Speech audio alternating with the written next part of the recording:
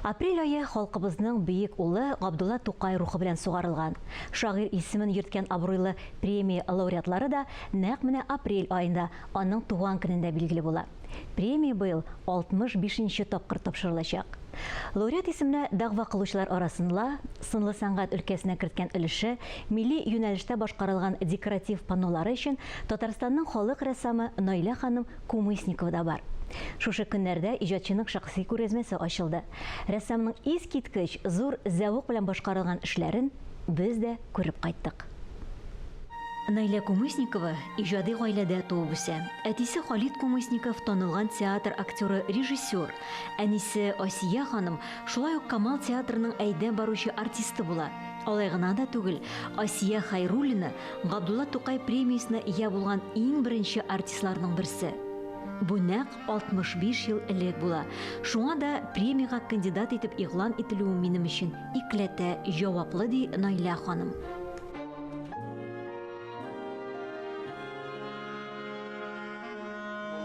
Сәнгатькә булган кызыксыну әти-әнисеннән булса, күнгә булган мәхәббәтне ул бабасыннан күрә, чөнки ул күнче булган.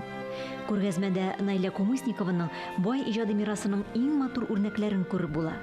Махсус күргәзмә өчен рәссам өр-яңа памяти поэта, шагыйрь хатирәсе дип исемләнгән эшен тәкъдим итә. Образ Тукая поэта. Тукай образы һәр вакыт сәнгатьчеләрдә кызыксыну ятты. Мин үзем исә Тукай иҗатының аслына төшенәсем килде.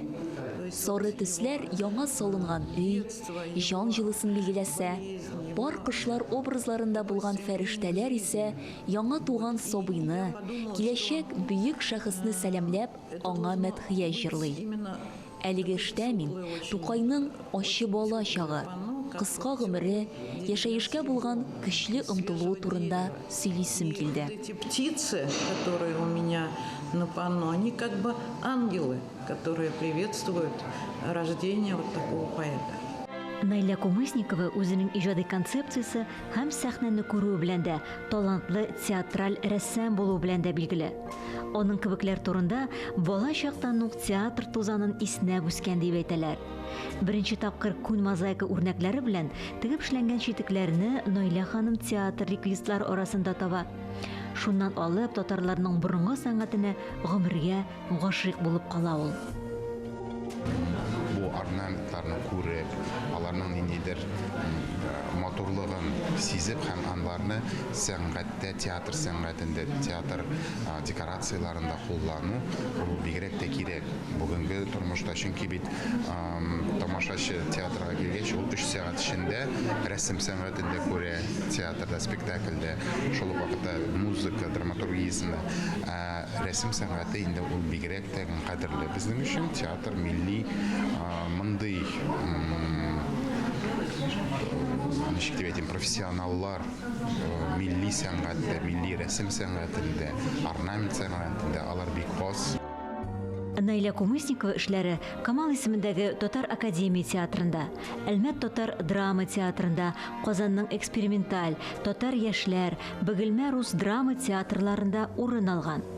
Сценография үрнәкләре рәссамның күн эшләрендә дә чагылыш таба. Күбесенчә бу юнәлеш белән ул шөгыльләнде бит инде. Ул ачты дияргә дә була. Шуңа күрә аның эшләрен белгән, күзәтеп килгән кешеләр аның юнәлешен, аның кул эшләрен шундук таныйлар. Наилә Кумысникова күн сәнгате өлкәсендә эшләп, зур казанышларга ия булган. Республикабызның әйдән баручы сәнгать осталарының берсе. Татарларның борынгы күнчелек үрнәкләрен торгызып, аларга заман сулышын кертеп, гамәли сәнгатьне иң югары дәрәҗәгә күтәргән шәхес. Это новое слово. Рәссамның эшләрен сынлы сәнгатьтә яңа сүз дип әйтеп була. Ул буыннардан килгән бай мирасны саклап, аңа рух өреп, яңа биклекләргә күтәрә алды. Аның эшләре гади әйберләр генә түгел, аларның һәр кайсы сәнгать әсәре. Үзенең юнәлеше, төсмерләр белән аерылып торган Татарстанның халык рәссамы Наилә Кумысникованың эшләрен белгечләр үткәннәргә мәдхия дип билгелиләр. Наилә ханымның күн мозаикасы ул ул безнең бурынгы төркиләрнең безнең эраның беренче гасырларыннан килә торган сәнгатьне дәвам итү. Хәзерге курганнарында табылган менә шушындый күннән эшләнгән эшләнмәләр, шушындый ук технология бу искиткеч менә безгә килеп җиткән.